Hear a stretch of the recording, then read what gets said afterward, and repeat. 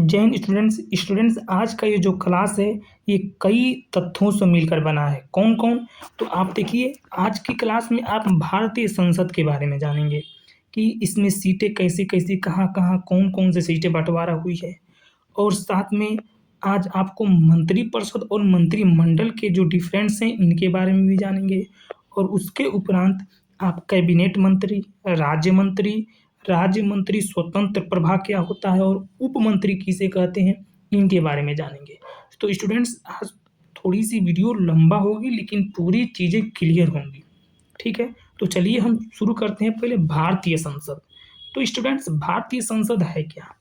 तो संसद स्टूडेंट 3 तत्वों से मिलकर बना होता है। और कौन-कौन? तो एक होता है आपका लोकसभा और दूसरा होता है राज्यसभा और तीसरा होते हैं आपके प्रथम नागरिक राष्ट्रपति जी। स्टूडेंट्स यहाँ पे हम बेसिकली राज्यसभा और लोकसभा के बारे में चर्चा करेंगे। राष्ट्रपति एक बड़ी अध्याय हो जाएगी तो हम उसे किसी अगले सेशन में देखेंगे। फिलहाल सबसे पहले हम यहाँ पे राज्यसभा के बारे में जानते हैं। तो देखिए स्टूडेंट राज्यसभा में अधिकतम सीटों की संख्या की अगर हम बात करें तो 250 होती है यानी 250 होती है, जिसमें से आपकी 12 सदस्य मनोनीत होकर आते हैं और निर्वाचित होकर आते हैं 238। अब आप यहाँ पे सोचेंगे कि 12 मनोनीत होकर क्यों आ रहे हैं, तो हम आपको बताते हैं। इन 12 को स्टूडेंट राष्ट्रपति भी मनोनीत करते हैं। और क्यों करते हैं? ये लोग किसी फील्ड में विशेषज्ञ होते हैं। जैसे क्रिकेट के फील्ड में मान लीजिए सचिन तेंदुलकर जी को चुना गया था, उनको राज्यसभा का मंत्री बनाया गया था लेकिन उन्होंने इस्तीफा दे दिया। ऐसे ही किसी और फील्ड में मान लीजिए कोई संगीत के फील्ड में है, कोई और कबड्डी के मतलब कोई कबड्डी फील्ड में है, कोई चेस खेलने के फील्ड में है, तो ऐसे-ऐसे मनोरंजन या कोई खेल या कोई संगीत के लोगों को विशेष लोगों को 12 आदमी को चुनकर उनको मंत्री बनाया जाता है। इसलिए कि ताकि नीतियाँ बने तो इनका इसमें योगदान लिया जा सके, ठीक है? और निर्वाचित होके जो 238 सदस्य आते हैं, उसमें से राज्य से 230 लोग आते हैं और केंद्र शासित प्रदेश से 8 लोग आते हैं। ये तो अधिकतम सीट की बात रही। वर्तमान में सीट कितनी सीटें पे काम हो रही है ये देखिए। तो वर्तमान में 245 सीटों पे काम हो रहा है, यानी 245 सीटों पे चुना जा रहा है, जिसमें से 12 तो ये मनोनीत वाले फिक्स हैं, इतना लोग हैं। और यहाँ पे सीटें घट गई हैं, 233 हैं। 238 सीट आप यहाँ पे देखिएगा मैक्सिमम है, लेकिन 233 सीटें फिलहाल चुनी हुई है, ठीक है? अब देखिए, अब इस 233 सीटों में से कहाँ-कहाँ से कौन सीट आई है? तो राज्य से आपका 225 सीटें आई हैं और केंद्र शासित प्रदेश से 8 सीटें आई हैं। तो हर राज्य में अलग-अलग होता है स्टूडेंट्स, इसलिए यहाँ पे बड़ा लिस्ट हो जाएगा वो, इसलिए हमने यहाँ पे लगाया नहीं है। जनसंख्या के हिसाब से इन सीटों का बँटवारा हुआ है। लेकिन केंद्र शासित प्रदेश आप देख सकते हैं, तो हम ऊपर से अगर देखते हैं तो जम्मू कश्मीर में 4 सीटें, दिल्ली में 3 सीटें और पौंडीचेरी में आपके 1 सीटें हैं। इसलिए स्टूडेंट्स ये जो तीनों ये हमारे केंद्र शासित प्रदेश हैं और यहाँ पे विधानसभा है, इसलिए यहाँ पे चुन के लोग आए हैं, ठीक है? चलिए, ये तो राज्यसभा के क्लियर हो गया। अब हम आते हैं अपनी लोकसभा पे। तो लोकसभा में देखेंगे स्टूडेंट्स, लोकसभा में अधिकतम सीटें आपकी 550 हैं, ठीक है? लेकिन पहली सीटें जब मोदी जी आए तो उस समय ये सीटें थी 552। तो इसमें से 2 सीटें जो थी स्टूडेंट्स ये एंग्लो इंडियन की थी।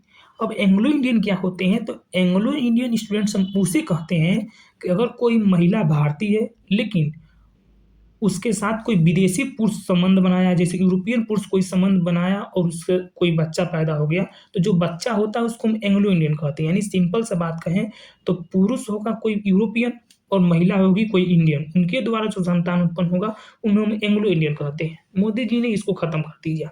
ये पहले 2 मनोनीत होके आते थे अगर कोई चुनाव में न जीते तो इसलिए वर्तमान में 550 सीटें हैं, जिसमें से राज्य में से 230 सीटें आती हैं, प्रत्यक्ष चुनाव होके आता है। और इनका स्टूडेंट्स राज्यसभा की जो सीटें होती हैं ये प्रत्यक्ष चुनाव होता है, एकल संक्रमण पद्धति के द्वारा होता है। ये चुनाव कैसे होता है ये हम राष्ट्रपति पढ़ेंगे तो आपको बताएंगे, लेकिन प्रत्यक्ष चुनाव तो आप जानते हैं कैसे होता है, डायरेक्ट जनता चुन कर भेजती है इन्हें। और केंद्र शासित प्रदेश से 20 सीटें होती हैं, लेकिन वर्तमान में कितनी सीटें पर काम हो रहा है यहाँ पे देखिए। वर्तमान में आप देखेंगे तो 543 सीटों पर काम हो रहा है, ठीक है? अब यहाँ पे स्टूडेंट्स चूँकि हमने यहाँ पे स्याही लगाया है इसलिए कि ये आंकड़े यहाँ पे जो थे वो पुराने थे, ठीक है? यहाँ पे नहीं किए हैं। चूँकि जो पीडीएफ बनाए हैं वो थोड़ा गलती भी कर दी है नीचे, तो हम अभी आपको बता देंगे कहाँ पे है, हमने उसको सही कर दिया लेकिन स्टूडेंट। अब देखिए यहाँ पे राज्यसभा से 530 लोग चुन के आते हैं और केंद्र शासित प्रदेश से 13 चुन के आते हैं। इसमें से दिल्ली से 7 होंगे, केंद्र जम्मू कश्मीर से 5 होंगे और अन्य से 1 होंगे। ठीक है स्टूडेंट, तो आपने इतना तो समझ लिया कि भारतीय संसद जो होता है इसमें लोकसभा में कितने सीट हैं और राज्यसभा में कितने सीट हैं और कैसे कैसे सीटों का बंटवारा हुआ है, ये तो आपने समझ लिया। अब हम चलते हैं अपने अगले टॉपिक पे, मंत्रिपरिषद और मंत्रिमंडल। स्टूडेंट्स यहाँ पे आपने जो स्पेल लगा देखा है, ये चूँकि यहाँ पे बड़ी ई की मात्रा टाइपिस जो है वो कर दिए थे, लेकिन छोटी ई की मात्रा रहेगा तो हमने बना दिया है। ठीक है, खैर हमें तो समझना है। देखिए मंत्रिपरिषद और मंत्रिमंडल में होता अंतर क्या होता है स्टूडेंट्स, यही चीज़ें कुछ नीचे भी हैं लेकिन यहाँ पे पहले समझिए।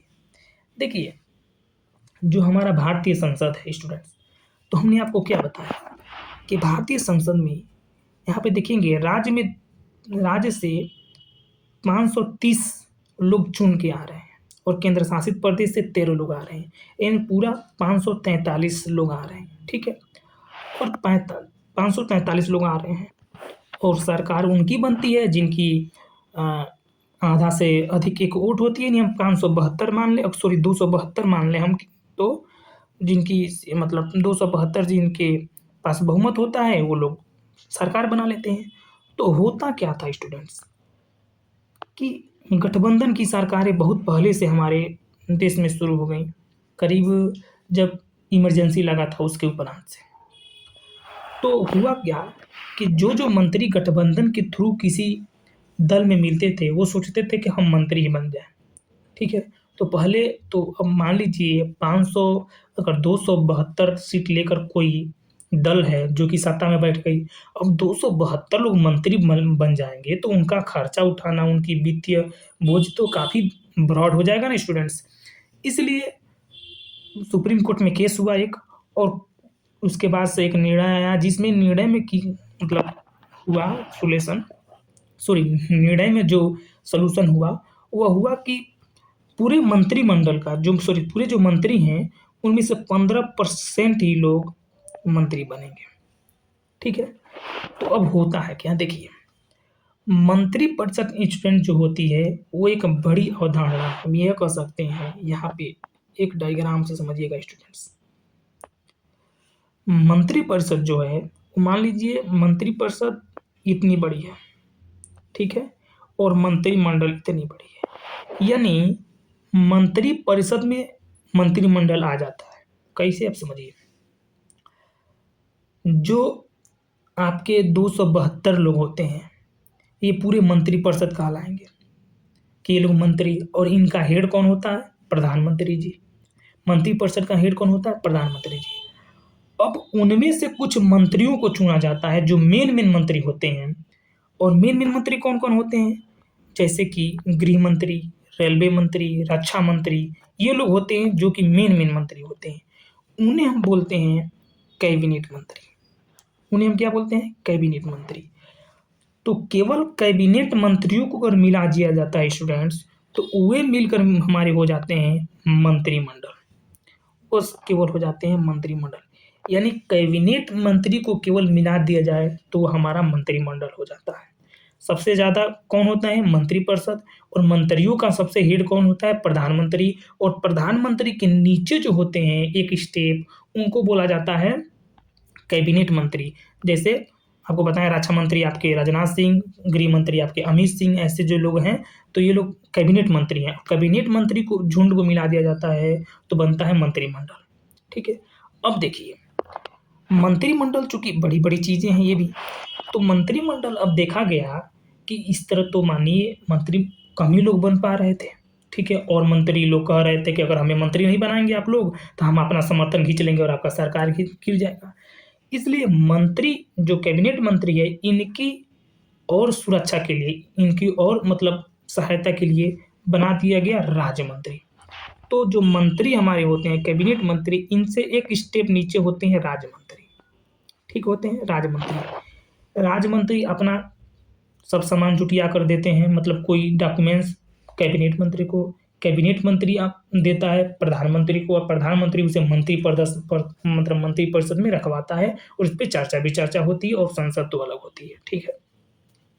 उसके बाद से देखिए, अब राज्य मंत्री के बाद ये जो आपका उप मंत्री है स्टूडेंट्स, उप मंत्री इसलिए है, फिलहाल कोई है नहीं। उप मंत्री इसलिए बनाया जाता है कि नए नए जो लोग सत्ता में आते हैं तो उनको ट्रेनिंग ये देता है उप मंत्री, कि आप फील्ड में उतर कर काम करके देखिए एक बार मंत्री कैसे काम करते हैं।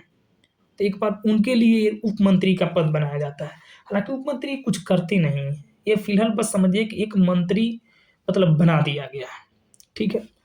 और स्टूडेंट अभी हम आपको एक चार्ट बनाएंगे स्टूडेंट, डायग्राम, और उससे आपको और क्लियर करा देंगे। और ये जो आपके राज्य मंत्री होते हैं, जो स्वतंत्र प्रभार मंत्री होते हैं स्टूडेंट, ये अपने अपने मंत्रालय के प्रमुख होते हैं। ये भी कैबिनेट मंत्री के समान होते हैं, लेकिन कैबिनेट मंत्री को चूंकि आवास दिया जाता है, गाड़ी बंगले दिए जाते हैं, चिकित्सा की सुविधा उपलब्ध कराई जाती है, टेलीफोन की सुविधा उपलब्ध कराई जाती है। लेकिन ये जो राज्य मंत्री होते हैं, जिनको हम स्वतंत्र प्रधानमंत्री बोलते हैं, ये केवल अपने मंत्री का प्रमुख होते हैं, अपने विभाग का, लेकिन इनको कुछ सुविधाएं उपलब्ध नहीं कराई जाती। यानी ये कह सकते हैं कि कठपुतली के समान होते हैं, लेकिन होते हैं स्टूडेंट, ठीक है। अब एक चीज आपको अभी थोड़ा कंफ्यूज होगा, तो एक सीक्वेंस हम आपके लिए देते हैं, और आप उस जरा सीक्वेंस को समझिएगा कि सीक्वेंस कैसे है। देखिए, सबसे ऊपर हमने आपको क्या बताया, मंत्रिपरिषद, ठीक है। उसके नीचे आपको देखेंगे, उसके नीचे आपके आ जाएंगे प्रधानमंत्री, ठीक है। उसके नीचे आपको आ जाएंगे कैबिनेट मंत्री, ठीक है। कैबिनेट मंत्री के नीचे आ जाएंगे आपके राज्य मंत्री, ठीक है।